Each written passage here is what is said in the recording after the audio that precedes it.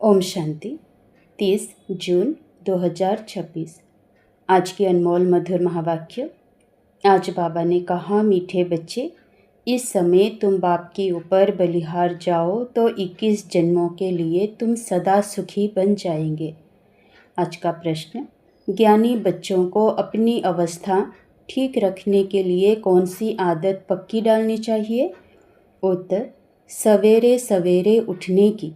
सवेरे सवेरे उठकर बाबा की याद में बैठना, यह बहुत अच्छी धारणा है। जो बच्चे जल्दी सोते और जल्दी उठ जाते, उनकी अवस्था सारा दिन ठीक रहती है। अज्ञानियों की नींद से ज्ञानी बच्चों की नींद आधी होनी चाहिए। 10 बजे सो जाओ, 2 बजे उठकर बैठो। गीत, मुझको सहारा देने वाले। ओम शांति। बच्चे सब सम्मुख बैठे हैं तो जानते हैं हम जीव आत्माएं हैं। यहाँ तो जीव आत्माएं होंगी ना।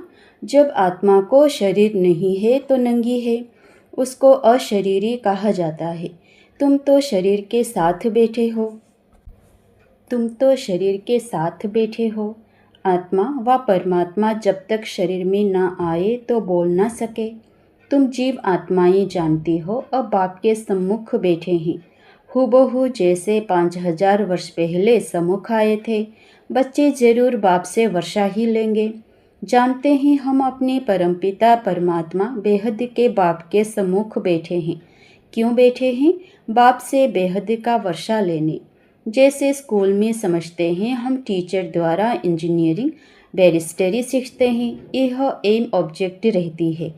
तुम बच्चे समझते हो परमपिता परमात्मा हमको ब्रह्मा के तन से बैठी राजयोग सिखलाते हैं। भगवान उवाच, यह तो बच्चों को समझाया है कि भगवान निराकार को कहा जाता है। जीव आत्माएं पुनर्जन्म जरूर लेती हैं। कोई भी सन्यासी से तुम पूछो, मनुष्य पुनर्जन्म लेते हैं? तो ऐसे नहीं कहेंगे कि नहीं लेते हैं। नहीं तो 84 लाख जन्म कैसे कहते? पूछो, तुम पुनर्जन्म को मानते हो? यह तो बरोबर है। आत्मा संस्कार अनुसार एक शरीर छोड़ फिर दूसरा लेती है। ऐसे कोई कोई मनुष्य 84 जन्म लेते हैं। 84 लाख जन्म की तो बात ही नहीं। पहला जन्म जरूर बहुत अच्छा सतो प्रधान होगा, लास्ट छी तमो प्रधान होगा। 16 कला से फिर 14 कला, 12 कला होती जाएगी। पुनर्जन्म जरूर लेते हैं। पूछना चाहिए, अच्छा परमपिता परमात्मा पुनर्जन्म लेते हैं व पुनर्जन्म रहित हैं? देखो, यह पॉइंट बहुत सूक्ष्म है। अगर कहेंगे जन्म मरण रहित है तो फिर शिव जयंती सिद्ध नहीं होती। कहेंगे शिव जयंती तो मनाई जाती है, समझाया जाता है, हाँ शिव जयंती है, परंतु जन्म के साथ फिर मरना जिसे कहा जाता है वह नहीं है। अगर मरे तो फिर पुनर्जन्म ले। बाप कभी पुनर्जन्म नहीं लेते। वह इससे तन में एक ही बार आते हैं, बस फिर पुनर्जन्म में नहीं आते। परमपिता परमात्मा पुनर्जन्म रहित है। वह कभी सतो प्रधान से तमो प्रधान नहीं बनते। आत्माएं तो सब जन्म मरण में आते आते पतित बन जाती हैं। फिर बाप आते हैं पावन बनाने। इससे सिद्ध होता है आत्मा ही पतित होती है। आत्मा घर से पावन आती है, फिर माया पतित बना देती है। बाप तो कभी पतित नहीं बनाएंगे। बाप कभी भी बच्चों को गंदी मत नहीं दे सकते। इस समय के मनुष्य पतित मत ही देते हैं। अब पावन बाप कहते हैं कि पतित नहीं बनो, अर्थात विकार में नहीं जाओ। रावण की मत से दुखधाम बन गया। पहले सुखधाम था, ऐसे नहीं बाप ही सुख दुख देते हैं, नहीं। बाप कभी बच्चों को दुख की मत दे नहीं सकते। माया ही दुख देती है। उस माया पर जीत पाने से तुम जगत जीत बनते हो। मनुष्य माया का अर्थ नहीं समझते। वो धन को माया कह देते हैं। कहते हैं ना, इनको माया का नशा बहुत है, परंतु माया का नशा होता नहीं। वहाँ रावण का भूत बनाकर जलाते नहीं। भूत तो दुश्मन का बनाया जाता है। रावण राज्य शुरू होता है आधा कल्प से। देह अहंकार आने से फिर और विकार आ जाते हैं। शास्त्रों में लिखा हुआ है देवताएं वाम मार्ग में अर्थात विकारों में जाते हैं। माया के वश होने से परवश बन जाते हैं। परमत पर चलते रहते हैं। अभी तुम चलते हो श्रीमत पर। परमत माना माया की मत। श्री अर्थात श्रेष्ठ मत है बाप की, वो है रावण की मत। परमत इसलिए बाप ने कहा है, आसुरी संप्रदाय सब रावण की जंजीर में बंधे हुए दुखी हैं। मनुष्यों ने सतयुग की आयु लाखों वर्ष समझ ली है। तुम तो हिसाब बताते हो 5000 वर्ष कैसे हैं। क्राइस्ट को 2000 वर्ष हुआ, बुद्ध को 2250 वर्ष हुआ, फिर इस्लामी को 2500 वर्ष हुआ, सबको मिलाकर आधा कल्प हुआ। उनके पहले तो देवताओं का राज्य था, फिर देवताओं को लाखों वर्ष कैसे कह सकते हैं। इतने मनुष्य होते फिर तो मनुष्य बहुत हो जाते। इतने तो है नहीं, 5000 वर्ष में ही करोड़ों मनुष्य हो जाते हैं। कहते भी हैं क्राइस्ट के 3000 वर्ष पहले भारत में आदि सनातन देवी देवता धर्म था। 5000 वर्ष पूरे हो जाते हैं, नाटक पूरा तो होता है ना। इन बातों को कोई जानते नहीं। मैं जो हूँ जैसा हूँ, यह चक्र फिरता है, कोई जान ना सके। बाप ही समझाते हैं। यह है गीता का एपिसोड। बाप ने आकर सहज राजयोग सिखाया था। बाबा बूढ़ियों को भी समझाते हैं कि यह बहुत सहज बात है, सिर्फ बाप और वर्षे को याद करना है। बच्चा पैदा हुआ, गोया वारिस पैदा हुआ। तुम समझते हो हम बाबा के वारिस हैं। 5000 वर्ष बाद फिर से मिलने आए हैं। यह बड़ी गुप्त बातें हैं। बाबा पूछते हैं आगे कभी मिले हो। कहते हैं हाँ बाबा। आत्मा इस मुख द्वारा कहती है हम 5000 वर्ष पहले आपसे मिले थे। आप इस तन द्वारा शिक्षा देने आए थे। जो पक्के पक्के बच्चे हैं समझते हैं हम बाबा से बेहद का वर्षा लेने बैठे हैं। हम बेहद के बाप के बने हैं ब्रह्मा द्वारा। बाप कहते हैं मुझे पहचानते हो, मैं तुम्हारा बाप हूँ। तुम कहेंगे हाँ बाबा, हम आत्माओं के आप परमपिता परमात्मा बाप हो।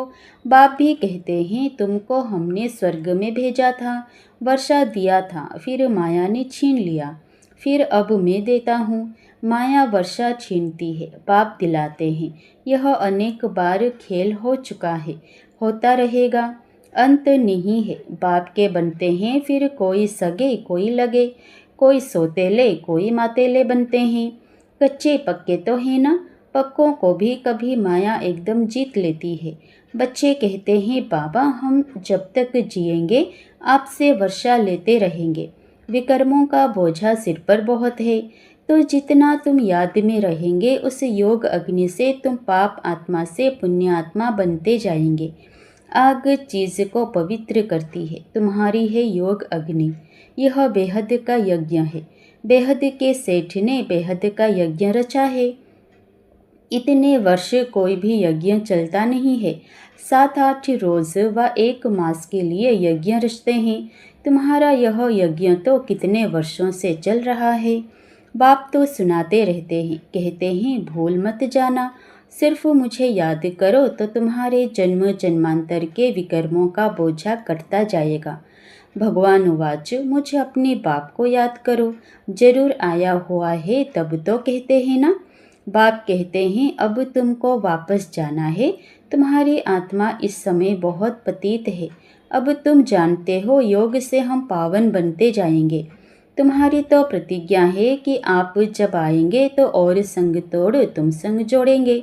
तुम पर वारी जाएंगे। स्त्री पुरुष पर और पुरुष स्त्री पर बलिहार होते हैं। यहाँ है बाप पर बलिहार जाना। शादी में एक दूसरे पर बलिहार जाते हैं ना। अब बाप कहते हैं तुमको कोई मनुष्य पर बलिहार नहीं जाना है। तुम्हारी प्रतिज्ञा है आप पर बलिहार जाऊंगी। आप हमारे पर बलिहार जाओ तो 21 जन्म तुमको सदा सुखी बनाऊंगा। कितना भारी वर्षा है, श्रीमत से तुम श्रेष्ठ बनेंगे, यह भूलो मत। लक्ष्मी नारायण का चित्र भी घर में रख दो। हम बाप से यह वर्षा ले रहे हैं। बाप परमधाम से आए हुए हैं, परंतु माया चील भी कम नहीं है। सबकी बात नहीं है, परंतु नंबरवार हैं।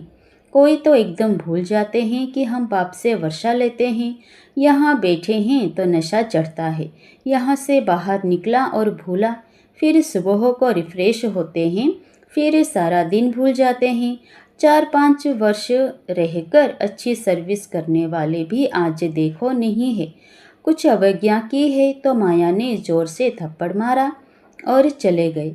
बाबा कह देते हैं, चढ़े तो चाखे प्रेम रस, गिरे तो चकनाचूर। देखते हो कैसे चकनाचूर हो जाते हैं। वैकुंठ में तो जरूर चलेंगे, परंतु पद तो नंबरवार है ना। भल वहाँ सब सुखी रहते हैं, फिर भी मर्तबे तो है ना। स्कूल में मर्तबे पाने के लिए ही तो पुरुषार्थ करते हैं। ऐसे नहीं प्रजा ही सही, जो तकदीर में होगा नहीं। इसको तमो प्रधान पुरुषार्थ कहा जाता है।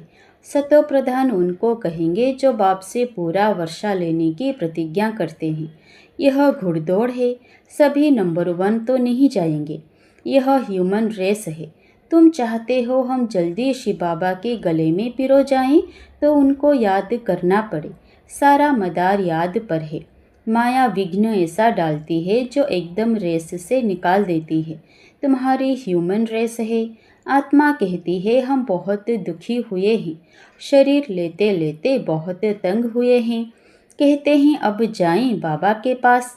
बाबा ने युक्ति तो बतलाई है। कहते हैं बाबा हम आपकी याद में ही रहेंगे, जितना टाइम निकाल सको उतना अच्छा है। गवर्नमेंट की सर्विस में भी 8 घंटा देते हो, ऐसे याद में भी 8 घंटे तो रहो। सृष्टि को स्वर्ग बनाना यह कितनी भारी सर्विस है। सिर्फ बाप को याद करो और सुखधाम को याद करो, बस यह 8 घंटा सर्विस करेंगे तो तुम पूरा वर्षा पाएंगे। ऐसे ऐसे याद करते करते तुम्हारे विकर्म विनाश होंगे। 8 घंटा इस सर्विस में दो, बाकी 16 घंटा तुम फ्री हो।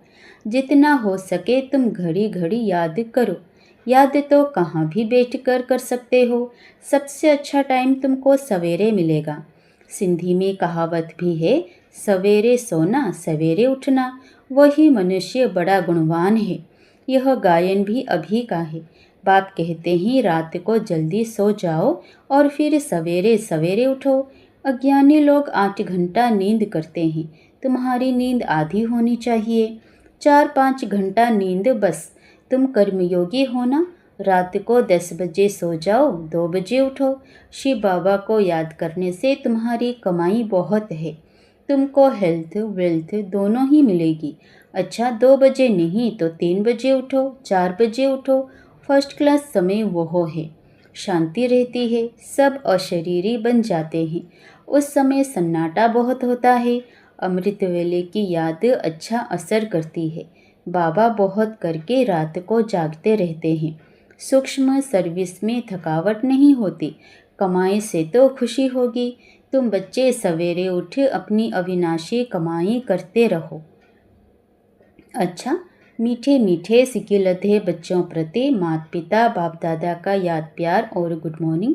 रूहानी बाप की रूहानी बच्चों को नमस्ते। धारणा के लिए मुख्य सार पहला, 21 जन्म सदा सुखी बनने के लिए एक बाप पर पूरा पूरा बलिहार जाना है। श्रीमत से श्रेष्ठ बनना है। मनमत व परमत को त्याग देना है। कोई अवज्ञा नहीं करनी है। दूसरा, सवेरे सवेरे उठकर याद में बैठ कमाई करनी है। सृष्टि को स्वर्ग बनाने की सर्विस कम से कम 8 घंटा ज़रूर करनी है। वरदान, समय और संकल्प सहित अपने सर्व खजानों को विल करने वाले मोहजीत भव। जैसे बच्चे को सब कुछ विल किया जाता है, ऐसे आप लोग भी बाप को अपना वारिस बनाकर सब कुछ विल कर दो, तो विल पावर आ जाएगी। इस विल पावर से मोह स्वतः नष्ट हो जाएगा।